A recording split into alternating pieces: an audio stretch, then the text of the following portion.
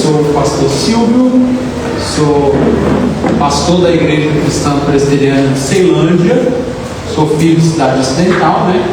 Vim para cá em 83, lá para a rua lá da irmã, né? 83, né? E ficamos de 83 até 2017, quando fomos para o Distrito Federal para pastorear. Estamos lá na Igreja Cristã Presbiteriana de Ceilândia, já vai para 6 anos, tá? Mas aqui a minha história toda de vida está na cidade ocidental, da onde eu casei, tive meus 3 filhos, né? 2 netas, e conheci o Evangelho aqui, né? Graças a Deus, e estamos aqui firmes e fortes para a glória do Senhor. Então é uma satisfação muito grande estar aqui, lembrando que esse tempo não tem como destrinchar o maior tema teológico desde a Reforma Protestante. Então, eu não sei de tudo, né? Se eu não souber alguma coisa, depois você pode trazer a sua pergunta e depois a gente responde. Mas nós temos aqui o Marcelo que pode me ajudar, esse gabarito, o pastor Evanildo, meu amigo, meu parceirão, Vitor, tudo homem de Deus. Cadê o Mário? Está ali escondidinho. Então Deus abençoe a todos, tá? Muito obrigado pela oportunidade e vamos lá para o que nos interessa. Romanos capítulo de número 5. O que a justificação pela fé tem a ver com a praxis da igreja? O que a justificação da fé implica para uma igreja saudável, uma igreja bíblica? E o que é justificação pela fé? E por que a justificação pela fé foi a bandeira levantada pelo primeiro reformador, né? Assim que nós conhecemos? Na verdade, os pré-reformadores fizeram um trabalho maior do que os reformadores. O problema é que os pré-reformadores foram calados pela fogueira ou pela forca. E aprove ao Senhor, nos seus decretos eternos, colocar Martim Lutero para que ele pudesse ser um instrumento de Deus para o retorno da igreja para as Escrituras. Então vamos lá, Romanos. Não conseguem escutar sem microfone? Vocês conseguiriam escutar sem microfone? Dá não, né? Eu estou tão acostumado com pedestal que eu não consigo, eu acho estranho sem pedestal. Não, mas pode deixar. Se depois a gente coloca. Eu estou fora de costume. Antigamente eu estava acostumado com pedestal, agora já acostumou, agora está. Romanos capítulo 5, a partir do verso de número 1.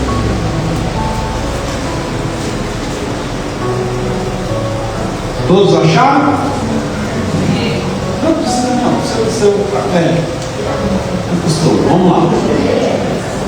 Nós vamos pegar a narrativa de Romanos capítulo 5, mas a justificação pela fé, ela é uma metanarrativa maior. O que é uma metanarrativa maior? Todos os 66 livros da Bíblia expressam a justificação pela fé. Por exemplo, Trindade. Você não tem o nome Trindade nas Escrituras, mas está explícito lá a respeito da Trindade. No Antigo Testamento você não vai ver a palavra justificação da forma que ela está tão explícita no Novo Testamento. Mas a justificação pela fé, ela está desde Gênesis capítulo 3, que é o proto-evangelho de Gênesis capítulo 3, verso de número 15, até o último livro da Bíblia, que é o livro de Apocalipse. Então vamos lá. Romanos capítulo 5.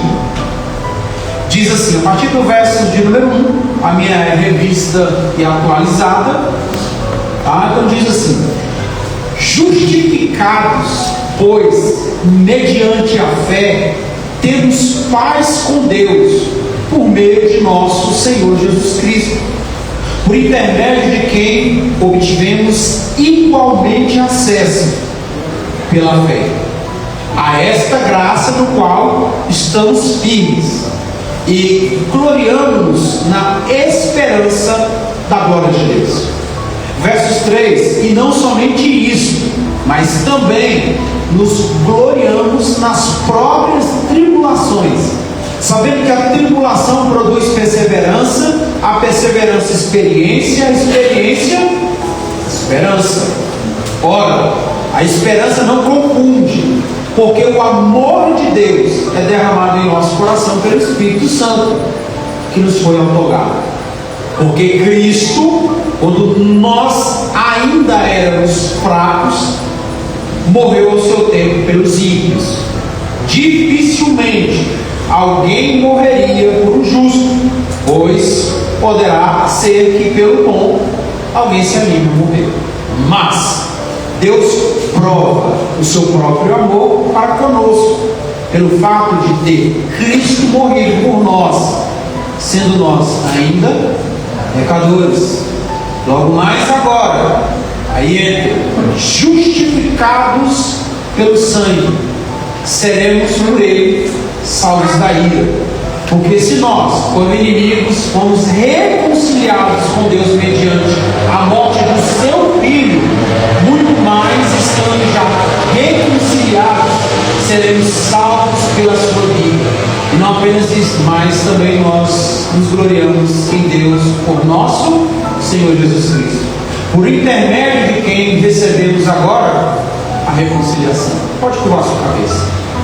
Soberano Deus e Pai, nós pedimos a tua paz, e de antemão de tudo isso nós pedimos perdão pelos nossos pecados, pelas nossas falhas, pelas nossas ofensas e limitações. Nós não estamos aqui porque temos mérito algum diante do Senhor, mas estamos aqui pela tua livre e espontânea graça manifestada na reconciliação para conosco na cruz. Divinamente que o Senhor venha falar conosco, nos inspirar e colocar, meu Deus, ó Pai, a tua palavra em nossos corações. Fala conosco nesse dia, nessa noite, neste lugar. Nós te pedimos, clamamos em oração e já agradecemos no nome de Jesus. Amém. Então vamos lá. Pode colocar o slide. Primeira coisa que nós precisamos entender sobre justificação pela fé. Nós temos um problema bem grande. Eu quero ser bem mais prático do que acadêmico. Vou tentar não colocar alguns termos acadêmicos, se isso não funcionar, porque é um vício, né, durante o ano. Então, se você falar alguma coisa, você pode levantar a mão e perguntar rapidamente, mas vamos seguindo aí, na medida do possível, tentar explicar. O tema que foi proposto é a justificação pela fé e a vida prática da igreja. Primeiramente, a justificação pela fé, lembra, nós estamos ali em 1517. Nós estamos no mês da reforma. Beleza. Lembrando que o nosso reformador Martinho Lutero, ele nunca quis abandonar a sua igreja mãe, a igreja católica. Lutero nunca quis deixar de ser católico apostólico romano. Lutero nunca quis se desligar da igreja, e muito menos do papado e qualquer outra coisa. Não tem essa ideia. O que Lutero queria era reformar a igreja. Ele queria que, na verdade, que a igreja retornasse à sã doutrina, à verdade das Escrituras. Então, como Lutero não conseguiu chegar naquilo que ele, o seu coração desejava, reformar a igreja, chamar a atenção dos acadêmicos, do clérigo, para que a igreja pudesse retornar à sã doutrina. Ele não consegue isso. Então ele coloca lá, no dia 31 de outubro de 1517, ali na porta da Basílica de Wittenberg, na Alemanha, a sua tese teológica, chamando o Papa, os teólogos, o clérigo, a alta corte teológica da igreja para um debate. Então Lutero quis chamar a atenção. Então Lutero não é esse rebelde que os católicos romanos pregam, que Martinho Lutero foi um rebelde. Não, pelo contrário. Lutero ele não se levantou contra a igreja, ele levantou contra a falsa liderança ou contra o falso evangelho que estava sendo pregado pela sua igreja mãe. Então, Lutero não pode, biblicamente, ser considerado rebelde. Porque Lutero, ele levantou a bandeira da Bíblia, das Escrituras. E quando o homem ele não atenta para o seu erro doutrinário, é aquilo que eu falo. Você só pode sair de uma igreja se aquela igreja não for bíblica. Ah, eu vou sair da igreja porque eu não gosto da forma que o louvor canta, que o pastor prega. Você tem que sair de uma igreja por causa de erros doutrinários, ou por incapacidade da liderança em pastorear. Bom, qualquer outro problema, se você sair, é rebeldia.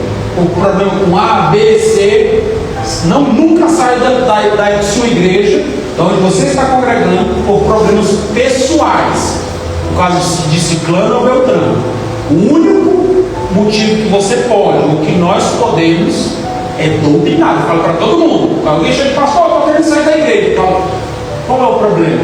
Você tem visto um falso evangelho?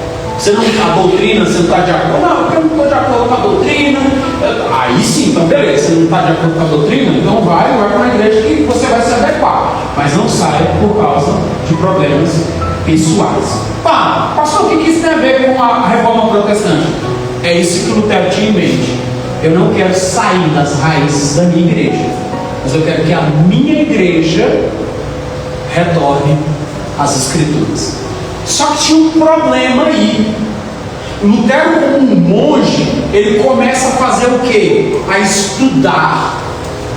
Então, qual é o perigo da igreja? Ensinar a Bíblia. Porque se você ensinar a Bíblia para a igreja, você vai espantar os lobos e os bodes. Se você quer bode e lobo dentro da igreja, não pregue as Escrituras. E o que Lutero fez? Começou a estudar a Bíblia. Lembra que não é como hoje. Hoje você tem que ir tudo para estudar a Bíblia. Isso não era. A primeira missa era em latim, era tudo desconexo. Você entrava e saía do culto só dando glória a Deus, mas não sabia nem o que é que o padre estava pregando, nem o que ele pregava. Acabou. Lutero, então, não satisfeito com isso, ele começou a ler a Bíblia, jejuar e se autoflagelar. E aí o que ele encontra? Ele falou, vou estudar as línguas no original. Então eu vou traduzir a Bíblia. Então ele começa a traduzir a Bíblia. Aí é o problema. Ele tem contato com o quê? Com a palavra de Deus, com a verdade de Deus. Não agora somente por ouvir alguém falar, mas por ouvir Deus através da leitura, da tradução do texto sagrado. Quando Lutero começa a traduzir a Bíblia, ele começa a ter um problema. Qual é o problema de Lutero? O problema que o crente hoje ainda tem: desconhecer a natureza pecaminosa de Gênesis capítulo 3. E aí é que vai entrar agora a maior de todas as doutrinas, a doutrina da justificação pela fé somente. Porque no entendimento apostólico, romano, católico, o homem é justificado, é 50% do homem, 50% de Deus, e esse 50% do homem para a salvação depende das penitências que a igreja coloca sobre ele. Quais são as penitências? Participar dos sacramentos, ser filho da igreja católica, batizar, crismar, obedecer o Papa, obedecer a liderança, frequentar os cultos, ser submisso às lideranças. Estou falando da igreja católica, tá? Estou falando da evangélica não. Aparece, né? Que você vai ver. Só que sabe o que acontece com Lutero? Quando Lutero se identifica com a palavra de Deus, ele começa aqui encontrar aquilo que a alma dele se inquietava. Como um Deus justo, santo, pode tornar ou justificar um pecador? Aí é que está o problema. Porque, segundo Lutero, ele entendia que a parte de Deus, que é 50% de Jesus, que Deus envia Jesus para morrer na cruz, essa aí já estava tranquila na cabeça dele. O problema para Lutero era os 50% dele, porque quanto mais ele obedecia, quanto mais ele fazia o sacramento, quanto mais ele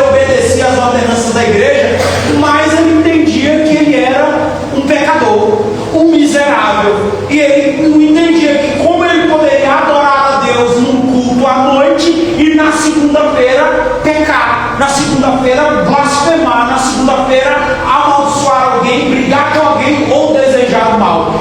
Isso perdurou no coração de Martim Lutero até ele ter contato com a Bíblia, principalmente o livro de Romanos. Romanos capítulo 5 vai nos contar numa linguagem de um jurista dentro de um tribunal, onde todos aqueles que estão diante de Deus são judeus, gentios, são todos pecadores. Então agora nós vamos entrar na maior de todas as doutrinas, a justificação pela fé. Pode passar. Primeiro, passando, o evangelho da justificação. Por que eu coloquei o evangelho da justificação? Porque a justificação é evangelho. E o evangelho é a justificação de Deus ao ser humano que é um pecador. Então, beleza. Aí Romanos 5, olha o que Paulo vai dizer: justificados, pois, mediante fé, temos paz com Deus por meio de nosso Senhor Jesus Cristo. E aí, eu sei que o reverendo Quaresma falou bastante na tecla da graça. Você sabia que nós da igreja evangélica, nós temos muito mais a ver com o espiritismo do que com qualquer outra religião? Porque a maioria de nós, infelizmente, nós vamos para a igreja, você fala, eu vou para a igreja para buscar a salvação. Eu obedeço a Deus para ser salvo. Eu vou para a igreja para ser salvo. Eu obedeço para ser a salvação. Então, se você obedece para ser salvo, se você vem para a igreja para ser salvo, se você você vai para o batismo para ser salvo, você faz tudo para ser salvo, então a salvação não depende do sacrifício de Cristo, depende do seu e do meu sacrifício. E agora? Não, eu tenho que obedecer para ser salvo. Então você é salvo pela sua obediência, não pela obediência de Cristo. Isso é muito sério, viu? Você vai sair daqui triste, saber que você perdeu todo o seu tempo de 10, 15 anos da igreja, que você veio para a igreja para ser salvo, e você não é salvo na igreja. A salvação não está na igreja, a salvação está no Evangelho. Você não é salvo pela sua obediência. Eu e você somos salvos pela obediência de Cristo. Você não vai fazer, não, eu tenho que fazer a obra para ser salvo. Se você é espírita, fazer a obra, pregar, cantar, evangelizar para ser salvo, você está sendo salvo pela sua obra. A partir de agora você vai fazer a obra de Deus por gratidão que você é salvo, porque você foi escolhido, porque Deus. E aí, pastor, nossa, que legal, pastor, mas não gostei das suas palavras. Então você não tem que brigar comigo, não. Vai brigar com o texto dele. O texto bíblico vai dizer, Romanos 5. Qual o ponto de Romanos? Paulo está tratando o pecado da igreja. Os judeus estão preocupados com quem? Com os gentios que estão se convertendo. E diz, olha, os oráculos, a lei foi para nós.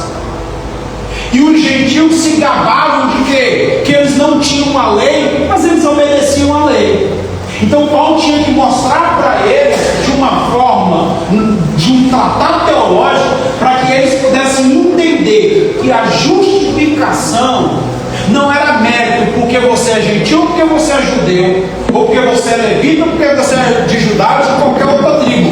Que a justificação é um ato da imputação da justiça de Cristo no coração do pecador. E que aí ele vai começar a falar para nós, aqui, olha o que ele vai começar a dizer, olha, versos 1. Justificado, pois, mediante a fé, temos paz com Deus por meio de nosso Senhor Jesus Cristo. Por que ele está falando que eu tenho paz com Deus? Porque Paulo está mostrando aqui que todos nós nascemos inimigos de Deus. Sabe o que a doutrina da justificação? Eu quero te dar uma dica bem legal. Nós estamos hoje no meio da polarizada. E nós temos a mania de, por exemplo, eu gosto muito de mexer com dependência química. Todo mundo sabe aqui que eu sou ex-dependente químico. E eu mexo muito com dependente químico. Quando a gente vai para a rua pregar o evangelho, eu não vou lá no meio dos dependentes químicos e falar para ele que ele tem que parar de usar droga, parar de beber, que ele tem que parar de fazer isso, para o homossexual deixar de ser homossexual para ele ser salvo. Não se prega esse tipo de evangelho. Você vai para o meio da rua e vai falar para ele a respeito da severidade das atitudes, que ele é o inimigo de Deus, que ele está afastado de Deus, e por ser o inimigo de Deus, ele está livre, entregue aos seus pecados. Então ele vai se identificar com aquilo que a natureza caída dele vai se identificar. Eu se identifiquei com as drogas, o outro se identificou com a homossexualidade, o outro se identificou com a mentira, com o adultério. Cada um vai se identificar com o seu tipo de pecado. Então você não prega contra o pecado que a pessoa comete, contra o corpo, contra o treino, qualquer outra coisa. Você vai pregar que ele está cometendo o maior de todos os pecados. Contra quem? Contra o Criador. Ele está sobre a ira de Deus. Então você pode ter o cara mais honesto do planeta, o cara que compra, que paga, o cara que não trai, o cara que é uma bênção socialmente falando, mas esse indivíduo, ainda assim, ele está sobre a ira de Deus. Ele é inimigo de Deus. E ele precisa de alguém maior do que ele. Aí esse Paulo vai dizer. Aí Paulo acaba com o orgulho e a soberba do judeu e dos gentios. Quando ele vai dizer assim, olha, versos de número 6, capítulo 5. Porque quando nós ainda éramos fracos, morreu ao seu tempo pelos ímpios. 7. Dificilmente alguém morreria por um justo, pois poderá ser que pelo bom alguém se anime a morrer. Aí ele vai destruir o nosso ego. Oh meu Deus, isso é bom demais. Bíblia é a paixão. Versos 8.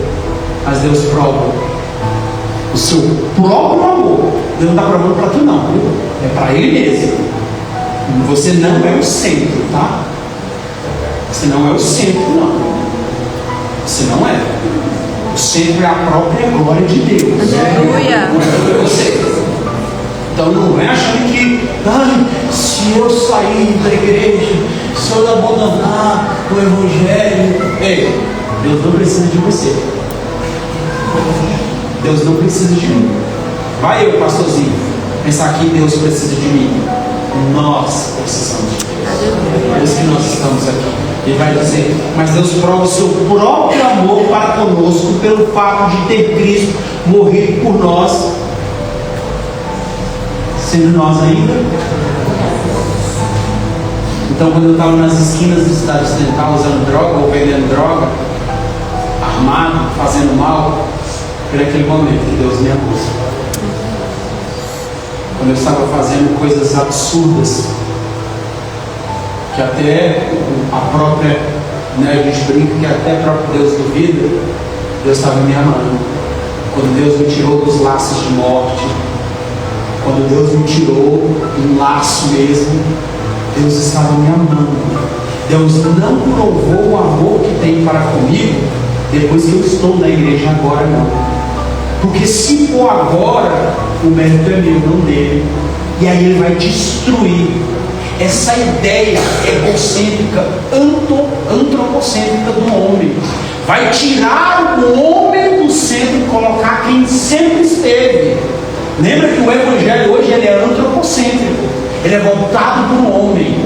Os louvores voltados para o homem, a pregação voltada para o homem. Você é importante, você é a princesinha de Jesus. Você não é a princesinha de Jesus. Você não é o príncipe. Infelizmente, não é. Ah, pastor, mas me desculpe, mas você não tem um texto dizendo que você é. Então, peraí. Então, se eu sou pecador, se Deus está se sobre mim está a ira de Deus, então você já nasce inimigo de Deus. Você não precisa pecar para ser pecador. Para ser pecador, você só precisa, sabe de quê? Nascer. Pastor, então você é pecador? Não, você só precisa nascer para ser pecador. Qual o problema? Você não precisa pecar. Porque o pecado ele é gerado, a consequência do pecado original é gerado pela raça humana, através da procriação. Não é o sexo que é pecado. Sexo dentro do casamento é louvor a Deus. Mas o pecado é transmitido pela raça desde Adão e Eva. Você está entendendo? Olha para você ver como que a justificação ela precisa entrar no coração do crente, porque nós temos um problema a resolver diante da justiça de Deus. Então, se você falava assim, se você canta aquela música, restitui, quero de volta o que é meu, o inferno se Você nasceu debaixo da ira de Deus. O que é seu? Deus, seja justo para comigo. Você tem que ir para o inferno. Se Deus é justo, Deus tem que punir. E aí, Deus é justo, sim ou não? Sim.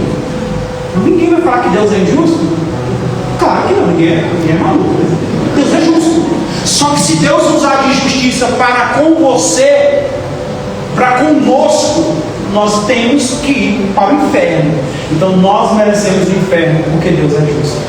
É aí que vai entrar a justificação pela fé. Aí é que vai entrar agora a obra que Cristo realiza por esse pecador. Porque lembra, por isso que Jesus, a encarnação de Jesus, não foi feita através do casamento de Maria com José. Eles não tinham casado ainda, eles não tinham coabitado. Então a obra da encarnação foi o próprio Espírito que colocou em Maria para que Jesus não herdasse a consequência do pecado original. Porque o pecado original é de Adão e Eva, representante da raça, é passada essa consequência para toda a raça. Então toda a raça humana é pecadora. Então Cristo já nasce pela concepção milagrosa, mas o processo é todo normal como qualquer outra mulher. 9 meses, gestação, tudo. E aí só que ele nasce o quê? Sem a culpa do pecado. Então, como meu representante, ele tem autoridade não diante dos homens, porque ele é crucificado pelos homens, é diante do Criador, porque ele é puro, porque ele é santo. Agora, o sangue dele pode tornar um inimigo de Deus, um corrupto, um pecador, que sobre a ira de Deus está sobre ele pode agora, pelos seus próprios méritos da encarnação, da crucificação, da morte, da ressurreição, tornar agora esse pecador que Deus está usando de justiça e banindo ele de sua presença. Deus agora pode tornar esse pecador justo, não pela justiça de Deus, mas pela misericórdia de Cristo, porque Deus não deixa você impune. Por exemplo, você vai para um tribunal, Marcelo foi condenado, mas eu como juiz, eu chego aqui e falo assim: olha, Marcelo, você matou 3 pessoas, mas eu como juiz, eu estou absorvendo você, esse crime foi legítima defesa. O que eu estou fazendo como magistrado? Eu estou absorvendo ele do tribunal, do processo, mas eu não estou dizendo que ele não é culpado. Ele continua, lembra o homicídio? Cadê o meu advogado aqui? O homicídio é culposo quando não há intenção de matar, mas matou. Agora, não houve a intenção, o cara atropelou ali, o cara morreu, não houve a intenção, mas aquele que matou, ele não deixa de ser um homicida. Aí a justificação é fenomenal, porque na justificação, o seu pecado, ele não é simplesmente tipo: olha, você não existe mais pecado em você. Aí é que entra a nossa curiosidade. Então vamos, passa o primeiro slide para você ver agora. Então vamos lá. Por que justificação pela fé? E como isso pode entrar dentro da vida prática de um cristão? A justificação é uma ideia. Já existem alguns debates que não é uma ideia forense, mas aí é outra semana teológica, outro debate.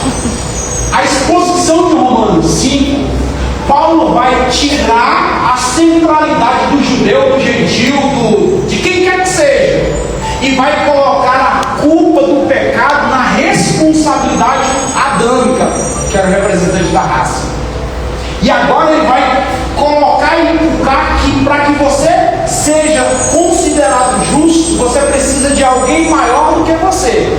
do sacrifício. Lembra que o sacrifício no Antigo Testamento tinha que ser ano após ano, tinha que ser repetido toda vez, uma vez por ano. Sacrifício de oferta pela culpa. Aí levava 2 bodes, um bode era cortado e o outro era corado, colocava ali os pecados do pecador e botava o bode para sair e ir embora, que representava o pecado saindo da pessoa, mas voltava.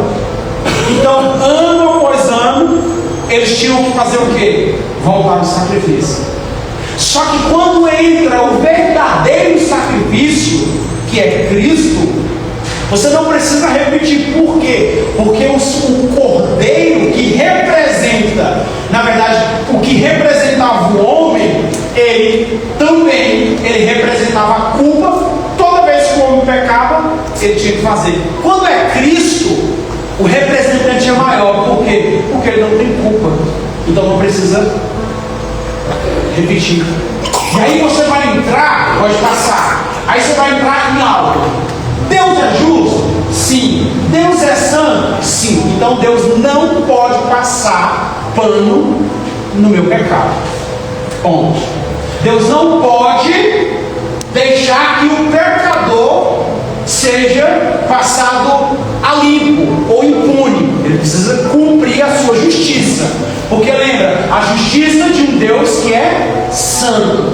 Aí Ezequiel vai dizer assim: olha, a alma que peca, essa morrerá.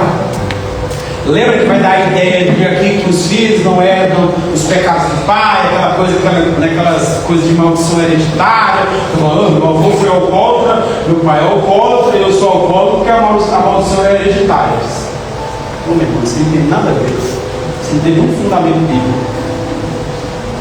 Nós aprendemos. Eu cresci numa família que ninguém usa droga. Meu pai trabalhou na Souza Cruz, nunca fumou um cigarro. E eu fui o que fui. Eu nunca tive exemplo dentro de casa. Então, preste bastante atenção. O homem não precisa de nada para se corromper, porque o coração dele já é corrompido. Aí você tem, aí eu gosto de falar aqui de política, né? Nós temos aqui também vários políticos, que a gente faz assim: não, olha, não, a igreja não pode se envolver com política, porque política corrompe. Então, peraí, se a política corrompe, então como é que nós temos pastores ladrões, nós temos pastores mentirosos, adúlteros, roubadores, profanadores? O culto corrompe, o evangelho corrompe, a igreja corrompe o cara. É bem complicado, né, gente? Não, vamos lá, a política, beleza, a política corrompe, mas o culto corrompe? Não, a política não corrompe, a igreja não corrompe, o coração do indivíduo que é corrompido, ele só não teve a oportunidade. Então cuidado quando você fala de um político que desviou 6 milhões, cuidado. Às vezes você chega um político e fala: eu quero usar a sua conta, eu vou passar 6 milhões, você vai me devolver 4, você vai ficar com 2 milhões. Aí você vai falar: caramba, eu vou comprar minha casa, pagar a faculdade do meu filho e devolver o dízimo na igreja. É de Deus. Você está entendendo? Você só não se corrompeu naquilo porque você não teve a oportunidade. Ou você teve a oportunidade de alguém deixar uma balinha aqui, guardar, e você pegou a balinha e roubou. Você não teve a oportunidade de roubar o banco, mas você roubou a balinha. Então, diante de Deus, você é ladrão, porque você roubou a balinha, ou você roubou o banco para Deus, você é um pecador. E todo pecado é contra Deus. Está entendendo como é que é? Imagina a cabeça de Lutero. Meu Deus do céu, eu estou ferrado. E aí só que ele tem um encontro com essa verdade. Aí a pergunta de Lutero é: como um Deus justo pode justificar pecadores sem negar a própria justiça? Porque lembra, Deus não pode absolver. É contra a natureza santa dele. Deus não pode falar assim: olha, você matou, mas tá legal, vai embora. Está entendendo? Não pode, porque Deus é justo. A justiça de Deus é santa. A ira de Deus é santa. Tem gente que acha que o inferno quem manda é Satanás. Satanás gosta de crente demais, gente. Porque Satanás sabe que tem um monte de crente que não lê Bíblia e acha que Satanás está lá. Está desde assim, ó, o tridente entra aí. Quem já leu? Pode falar, eu já li. Quem já leu a divina revelação do inferno? Sério, pastor? E Deus usou aquela porcaria para chamar a minha atenção. Chamou a atenção, que eu li quando eu não era crente. E aquilo ali chamou a atenção. A divina revelação do inferno. Aquilo é mentira. Mentira. Aquela coisa. Por quê, irmão? Porque nós precisamos entender que nós estamos diante de um Deus que não passa o pano os nossos pecados. E aí, pode passar outro slide. E aí nós vamos agora entender o quê? O que Martinho Lutero fez? Martinho Lutero chamou a justificação pela fé somente de o artigo, olha só, parece que ele falou, bati um pouco na tecla para você entrar nessa pegada. Olha o que Lutero falou, depois que ele tem um encontro com a verdade de Deus. Ele diz, olha, o artigo ou meio pelo qual a igreja fica de pé ou ela cai, que é o sola fide. Ou seja, agora ele vai entender que aí depois de ser excomungado da igreja, ele não tem outro caminho. Ele é agora. Então eu vou, algumas freiras, alguns frades, algumas pessoas foram com ele. E ele é excomungado da sua igreja mãe, não consegue reformar a igreja, então ele vai fazer ali a primeira igreja protestante do mundo, que é a igreja luterana. Só que agora ele precisa fazer algumas coisas. Ele precisa, olha, peraí, agora o culto vai ser agora na língua do povo. Agora, os cânticos vão ter que ser congregacional. O Lutero faz isso como ninguém. Ele que introduz os cânticos. Lutero escreveu vários hinos e o mais conhecido é qual? Castelo Forte. Ele introduz o cântico para quê? Para que a igreja participasse do culto. Deixa eu abrir o pastor. A poemênica pastoral sempre fala um pouco mais alto. Então, para você, crente, gosta de chegar atrasado, eu fico bastante perto do culto. Toda hora. A cura dos rins, da pedra dos rins, é vir todo dia para a igreja, porque na igreja parece que os crentes estão tudo de ressaca. Toda hora que beber água. É uma bebedeira de água, uma mijadeira. É impressionante. Lutero fez, sabe o que? Coloque lá. Vamos cantar as escrituras. Agora o povo participa. Por isso que quando as pessoas cantam, alivia o louvor, gente. Às vezes os caras fazem um sacrifício para o povo cantar. Cante com eles. Olha o hino, cante. É isso que o Lutero tentou fazer, mas ele só conseguiu porque ele inculcou essa doutrina no coração da igreja. Aí ele diz assim, ó, essa afirmação demonstra a importância da doutrina da justificação pela fé. Estava ligada à identificação de Lutero, que é o que eu falei, o sola fide, né? No Novo Testamento inclui não apenas o anúncio da pessoa de Cristo e sua obra em nosso favor, mas também uma declaração de como os benefícios da obra de Cristo são apropriados por, em e para o crente. O que Romanos vai centralizar na pregação de Lutero? Romanos capítulo 3, ele vai, no verso de número 24, ele vai dizer que, olha, sendo justificados gratuitamente por sua graça, mediante a redenção que há em Cristo Jesus, a quem Deus propôs no seu sangue como propiciação, ele vai usar de novo, sola fide, mediante fé, para manifestar a justiça de Deus na tolerância, deixando impunes os pecados anteriormente cometidos. O que ele está dizendo aqui? Ele está dizendo uma simples palavra para mim e para você. Preste atenção. Se você tem culpa, se ninguém ou algum ato seu pode te justificar diante de Deus, então você precisa de alguém maior. Aí sabe o que Deus faz? Aí Deus é fenomenal. Ele manda o próprio Filho. Quem é o próprio Filho? O próprio Deus, gente. É por isso que eu até entendo o judaísmo. É inadmissível a um judeu Deus se fazer homem. É o problema que o judeu não aceita Cristo. Porque só quem recebe essa loucura do Evangelho somos nós. A loucura do Evangelho a pregação do Evangelho é loucura. Como é que Deus, gente, pode se tornar homem? Além de se tornar homem, se faz pecado por nós. Se não bastasse ele ser como nós, se encarnar, pegar a nossa natureza, que é a ramificação do judaísmo, a matéria má, não satisfeito, usando o antropopatismo humano, não satisfeito, ele não só encarna, mas se torna o sacrifício de culpa pelos pecados do seu povo.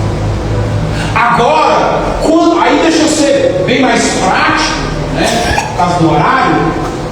Quando você, crente, vai diante de Deus, aí a resposta que Lutero tem aqui, que dá essa ideia aqui, a resposta é que quando o pecador vai diante de Deus, não é as suas obras que ele identifica.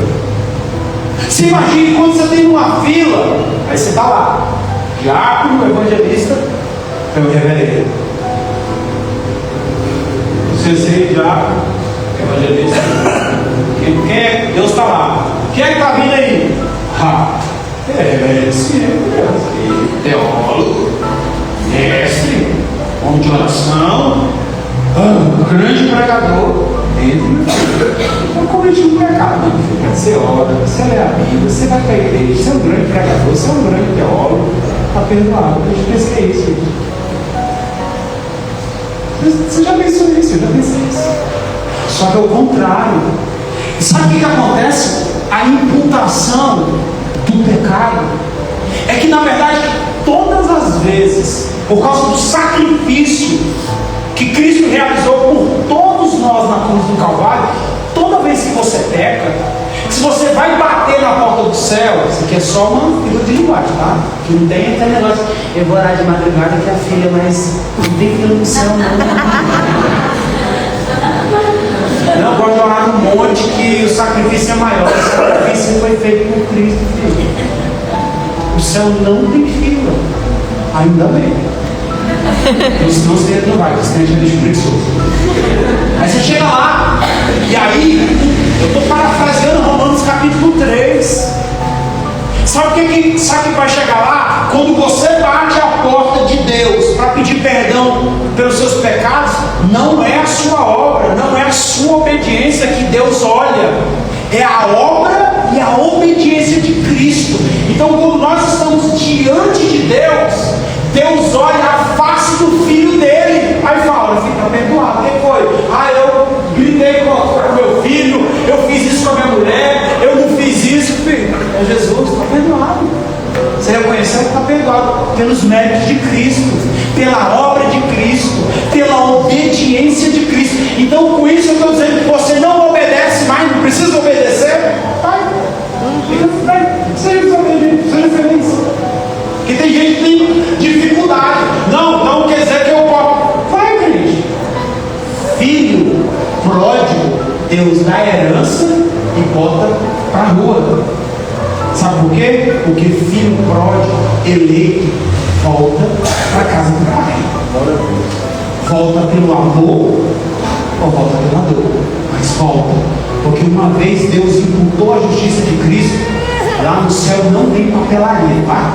Não tem aquela borrachinha que hoje o seu nome está escrito no livro da vida, aí no outro dia apaga, aí você volta, escreve, aí você sai, apaga, aí você volta. Não tem papelaria no céu. Não tem. Então, você não pode obedecer, sua obediência não pode ser um mérito para Deus te salvar, é a obediência de Cristo. Então, você quando chega diante de Deus, Paulo vai falar, olha, justificados mediante a fé, temos paz com Deus por meio do sangue. Então, ou seja, o sangue de Cristo me tira a ira de Deus que estava sobre a minha vida, a imputação da justiça de Cristo é imputada na minha vida, e agora eu sou diante de Deus considerado justo pela obra de Cristo. Uma coisa que você tem que tu observar, você não precisa às vezes nem conhecer o original. Você vê o próprio texto do capítulo 3 e o capítulo 5 de Romanos, todos os verbos estão no pretérito. Então a ação da justificação na vida do crente não é um ato que vai ser um ato de amanhã ou depois, mas é um ato que aconteceu no passado.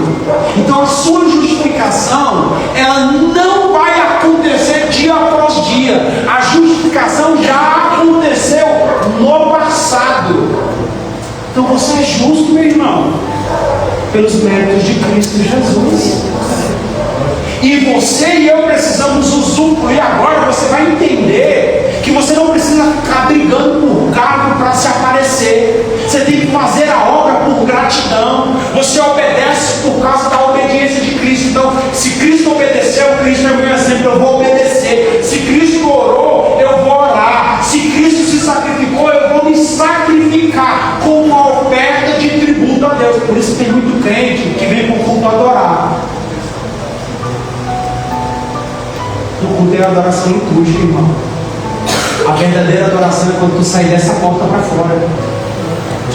Você está entendendo? A verdadeira obra do Evangelho não é dentro da igreja. Na igreja ninguém xinga palavrão. O marido não grita com a mulher não grita. Só tem crente manso. Aí quer ver o Satanás é dentro de casa. Quer ver o cão é dentro de casa. Por quê? Porque nós vamos para a igreja cultuar. E na igreja eu estou cultuando. Cultuar a Deus é vida.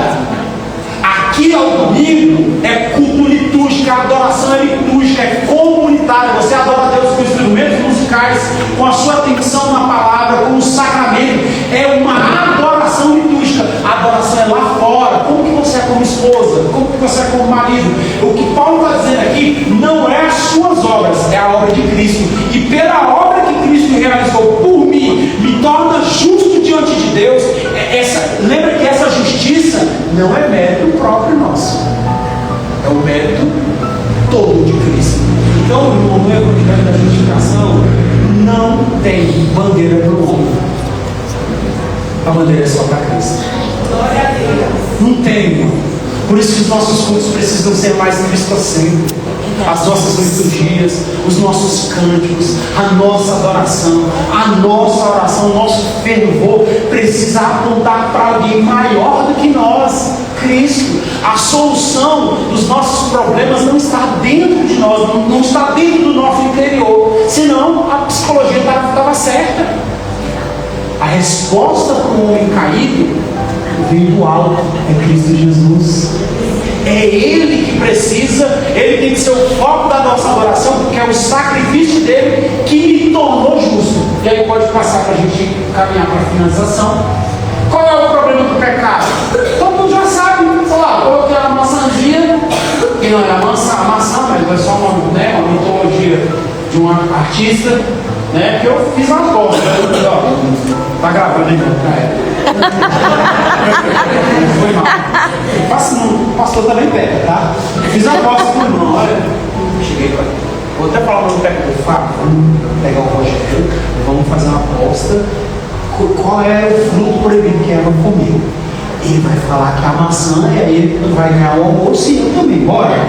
Bora. Aí, Rogério, chega aqui, vem cá. Ó, eu vou pagar o almoço se você. Eu quero pagar o almoço para você. Se você me falar qual é o fruto proibido que Eva comeu, eu vou pagar o almoço seu e do Fábio. Aí fala, pastor, quer pagar o almoço para mim? Eu falei, vamos apostar? Bora. Tá, beleza. É sério, pastor? Tá de sacanagem. Quer pagar? Tá bom. Tá. É a maçã. Não é a maçã. Né? A Bíblia está falando que é só um fruto. E aí, a gente vai almoçar? Eu já fui justificado por esse pecado. Almoçou. Eu quero saber ele na gravação, depois ele sabe. Você está entendendo? Porque não é o fruto. É o fruto, mas não é a maçã. E aí Paulo vai tratar lá em Romanos capítulo 3 para chegar em Romanos capítulo 5. Ele vai dizer, todos pecaram e destituídos estão da glória de Deus. Paulo vai tratar, lembra que em Romanos Paulo está fazendo uma hermenêutica, uma leitura de Gênesis capítulo 3. Do capítulo 1 ao capítulo 3, Paulo está fazendo uma hermenêutica, uma interpretação, e está dando uma resposta para os romanos a respeito da entrada do pecado pecado fez e tornou toda a raça humana. Então Paulo está dizendo, olha, pecado, amigão, tem como. E aí Paulo vai dizer a coisa, o problema é a condição universal do pecado. Judeus e gentios estão igualmente sobre a condenação. A justiça humana falhou. Ninguém pode se justificar pelas obras da lei. Isso gera a separação de Deus, uma quebra de comunhão, uma escravidão moral e espiritual. Então, irmão, é muito sério. Só que pode passar. Agora nós temos a solução. Próximo slide. Qual o problema do mundo atual? Então vivemos em um mundo onde a justificação é buscada pelo quê? O que está escrito lá? Por quê? Espetáculo, imagem ou ideologias dentro da igreja. Esquece o mundo. O mundo inteiro já se maligno. O mundo está sobre a ira de Deus. Mas a igreja, quais são as implicações dessa justificação para a vida da igreja? Se você entende que era um pecador e que Cristo te amou, não porque você está obediente, mas porque você era desobediente, e sobre nós estava a ira de Deus, e Ele mesmo assim, lembra, a Bíblia diz que Jesus não morre agora. O que a Bíblia diz? O Cordeiro Santo que morreu aonde? Não tem ninguém que levita aqui não, gente. Antes da fundação do mundo. Então, Jesus morreu antes da fundação do mundo. É uma ideia de que Ele decreta a morte de Cristo na eternidade, para que o homem não tenha. Cara, é fenomenal. Onde é que esses caras encontram mérito em nós? A gente precisa entender, gente, que o mérito é todo da cruz de Cristo. E essa imputação agora, passa agora. Pode passar o último slide. Paulo proclama uma solução radical. Ele diz: Deus justifica o ímpio gratuitamente por sua graça. Lembra, o que é graça? Favor imerecido. Lembra? Pastor Avenida é dono de uma loja de celular. O Tonho está precisando de um celular. Eu comprei um iPhone Pro Max. Eu quero dar o meu celular. Qual dos dois que merece o celular? O dono da loja que já tem celular ou o Tonho que não tem? Não. Merecer? Não. Por quê? O celular é meu. Se ele não tem problema dele, se ele é dono, problema dele. E o celular é meu. Eu dou para quem? Por que você está dizendo que o Tonho merece? Porque o Tonho não tem. Mas se ele não tem, é problema dele. Ah, mas se for pela justiça, você tem que dar para o pastor Evangelho que tem uma loja ou para o Tonho? Não, tem que dar muita justiça. É isso que nós falamos a respeito da justificação. Ou Deus vai usar de justiça e mandar o ser humano para o inferno, porque ele já nasce condenado, e Deus vai usar de misericórdia. Se Deus usar de justiça com o mundo, todos têm que ir para onde? Porque Deus é o quê? Agora Deus pode usar de quê? De misericórdia. Aí vai para Romanos 9. Que é a pedra e o sapato. Deus vai usar de misericórdia com quem? Usarei de misericórdia com quem eu quero. Eu vou fazer uns vasos para honra e outros vasos para quê? Agora se vira com Deus. Aí é outro tempo. Você está entendendo? Passa o slide. Terminamos. Qual é a nossa dessa justificação pela fé na vida prática da igreja? Agora, se eu sei que eu sou justificado gratuitamente pela obra de Cristo, pela obediência de Cristo, que eu era um pecador e a justiça de Cristo é imputada em mim na cruz, então Cristo está carregando na cruz a sua culpa. Então, beleza. Você precisa agora, pela fé, colocar todos os seus pecados, todas as suas preocupações e frustrações na cruz. E pela fé entender que o sacrifício de Cristo é pleno e perfeito para salvar você, porque não foi pela sua obediência, foi pela obediência de Cristo. Aí por isso que Paulo vai dizer, 5:8, mas Deus prova o seu próprio amor para conosco pelo fato de ter Cristo morrido por nós, éramos pecadores. 9, logo, mas agora sendo justificados pelo quê? Pelo seu sangue, seremos por ele salvos da onde? Da ira. Então, ou seja, lembra, os primogênitos vão morrer. O que Deus foi falar assim? Vocês vão fazer imolar a Páscoa, vocês vão matar um cordeiro, simbolizando a perfeição de Cristo. Vocês vão pegar o sangue e vão passar nos umbrais da porta. E quando o anjo da morte, vindo da parte de Deus, que tem gente que pensa que é só o demônio que é o demônio que mata. Da parte de Deus, Deus manda o exterminador. E aquele anjo da morte vai matar todos os primogênitos. Mas sobre os umbrais das casas, das famílias, que estão o sangue, o anjo da morte vai passar. Cristo, irmão. Você está entendendo? A morte não tem mais poder sobre você. Você está entendendo? O anjo não tem mais, o anjo da morte vindo da parte de Deus não pode mais te matar. Porque agora a reconciliação, o sangue de Jesus Cristo imputado em você, tirou a ira de Deus, te reconciliou com Deus. Nós não somos mais inimigos. Mas pastor, nós somos amigos de Deus. Também não. Somos filhos. Só amigo de Deus, não. Deus é meu amigo. Deus não é teu amigo. Deus é teu pai. Aleluia. Você de pecador passa a ser filho. Você tem todos os direitos por apropriação. Porque o representante legal diante de Deus desejou da eternidade te tornar justo, te afastar da ira. E você hoje pode ter um direito conquistado por Cristo, com todas as lutas, com todas as dores, com toda a dificuldade, reconhecer quem você é, mas reconhecer a grandeza desse Deus.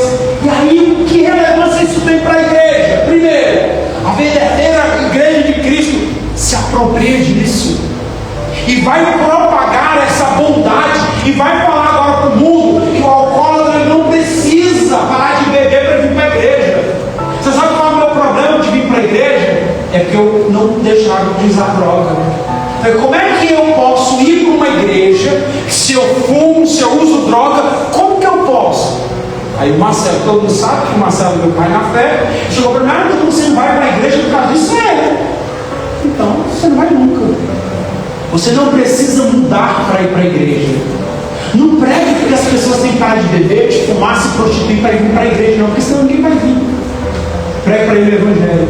Fale que sobre ele está a ira de Deus, que ele precisa se reconciliar com Deus, ele precisa reconhecer quem é Deus para ele saber quem ele é. Pregue o evangelho para ele. Ai, pastor, mas eu não vou mandar ele mudar. Não, meu filho, não precisa mandar ele mudar, não. Tem alguém maior do que tu que vai fazer ele mudar. Está aí, ó. Aleluia. O marujo. Ele mudou. Pergunta se foi a igreja que mudou ele. Pergunta se o Silva passou a ser Silvio por causa de quê? Por causa da igreja? Não, por causa de Cristo. Aleluia. Aquele que é selado, justificado pelo Espírito, não tem como ser o mesmo. Não tem como. E aí a justificação é as pessoas em luta contra o pecado. Você vai lutar contra o pecado. Mas lembre-se, você não vai vencer essa guerra, porque alguém já venceu a guerra por você. Você vai lutar. Às vezes vai falar: não, eu gostei. Então, o crente é assim. Quando ele peca, eu falo: eu não posso mais não. Eu pequei, eu fiz. Meu irmão, a cruz reconciliou você com Deus. Confesse o pecado, abandone e volte para a comunhão. Pegue a disciplina, aprenda na disciplina. Mas lembre-se, o pecado não é maior do que a graça manifestada na cruz do Calvário. A igreja, eu sempre falo lá na igreja: eu não sou crente porque eu sou o melhor, não, porque eu sou o pior. Nós reconhecemos que nós somos os piores, por isso nós estamos aqui, precisando de Cristo. E essa implicação da justiça de Cristo me mostra que eu vou lutar contra o pecado e que em Cristo eu tenho todo o poder. Mas lembra, a justiça de Cristo. Eu vou lutar, eu vou usar os meios de graça, eu vou orar, eu vou jejuar, eu vou congregar, eu vou matar a minha carne, porque é o mínimo que eu posso fazer. Então você quer ser um adorador? Lute contra o pecado. Lute contra o pecado. famílias destruídas. Lembra o slogan da sua igreja? Famílias em Cristo. Porque não tem como estar em nenhum lugar. Imagine famílias em quem? Famílias na igreja, famílias em Cristo. Lembra que Paulo está falando a mesma coisa? Olha, aquele que está em Cristo é nova. As coisas velhas se e tudo se fez. Ou seja, tudo que Cristo fez por você é tornar você apto a lutar e a vencer. Lembre-se disso. Em Cristo nós podemos todas as coisas. Por isso que nós temos jovens sem esperança, porque eles desconhecem a graça. É o que Lutero era um câncer no coração de Lutero. Como um Deus justo pode justificar um pecador? Ele entendeu que a justiça de Cristo é imputada ao pecador quando ele reconhece por meio da fé. E por último lugar, a conclusão é essa. Pode passar. A justificação pela fé não é apenas uma doutrina para o céu, é uma realidade que transforma toda a membresia. A justificação pela fé, ela vai ajudar as famílias, as crianças, os jovens e libertar o pecador da acusação do pecado. A transformação para agora, como viver hoje. Você precisa se apropriar do que Cristo fez por você. Então, meu irmão, independentemente do seu problema, eu não preciso conhecer para saber o seu problema. Eu preciso ler a Bíblia para saber quem eu sou, quem nós somos. A Bíblia nos diz que nós estávamos sobre a ira, mas que o sacrifício de Cristo tornou justo diante de Deus. Agora eu posso saltitar e Deus olhar para mim e olhar com os olhos de misericórdia.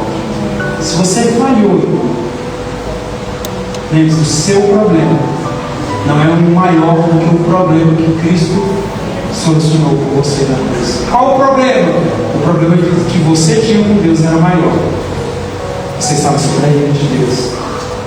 E Deus, não satisfeito, enviou seu filho para tornar em você justo. Então, que isso possa reverberar na membresia dessa igreja. Aleluia. Que o povo dessa igreja possa entender o amor de Deus por Ele, por nós, e que nós possamos espalhar a cidade ocidental que compensa tributar a adoração verdadeira a Deus com as nossas vidas. Compensa sim deixar este mundo, deixar o pecado como um tributo de adoração. Então saia daqui sendo uma mulher melhor, um homem melhor, um esposo melhor, uma esposa melhor, filho melhor, um obreiro melhor, para que o nome de Deus seja glorificado e assim possamos tributar a Deus e dar de presente a nossa obediência, porque foi através da obediência dele que nós somos tornados justos diante de Deus. Pode aplaudir esse Deus.